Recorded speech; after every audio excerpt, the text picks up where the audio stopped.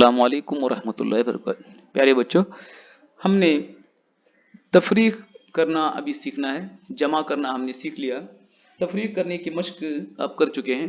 यहाँ पर जो तफरीक के हिसाब दिए हैं उन हिसाब को हम हल करेंगे। एक हिसाब उन्होंने हल किया है, दूसरा मैं एक हिसाब हल करके दिखाता हूँ। आप पहले भी इसे कर चुके हैं, अब किताब पर सिर्फ उसको हल करना है। 5 है, उसमें से 4 बर्तन टूट गए। उसको उंगलियों पर भी आप 5 उंगलियां खोल के 4 उंगलियां बंद करेंगे, बाकी बचे हुए यहां पर लिखेंगे। एक तरीका ये भी है। दूसरा यह है कि 5 लकीरें हम खींचेंगे, 1 2 3 4 5। इसमें से 4 लकीरों को हम निकालेंगे, 4 लकीरों को निकालेंगे। 1 2 3 4 लकीरों को निकालेंगे तो एक लकीर बाकी बचती है।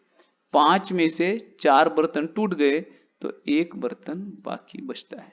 उसी तरह से आप बाकी हिसाब को भी हल कीजिए। यहां मिसाल के मुताबिक खत खींचकर सही जवाब लिखिए। यहां सबसे पहले हम हिसाब को हल करेंगे। यहां 2 दिया गया है, हम यहां पर लिखेंगे 1 2। इन 2 में से एक को निकालना है, एक को निकालेंगे। कितने बाकी बचे? एक बाकी बचता है। इनमें हम जवाब ढूंढेंगे। यहां 1 है, इसको जोड़ लगाएंगे। इस तरह से आप बाकी हिसाब भी हल करेंगे। दर्ज झील मसाइल को हल करें ताकि बिल्ली दूध तक पहुंच जाए।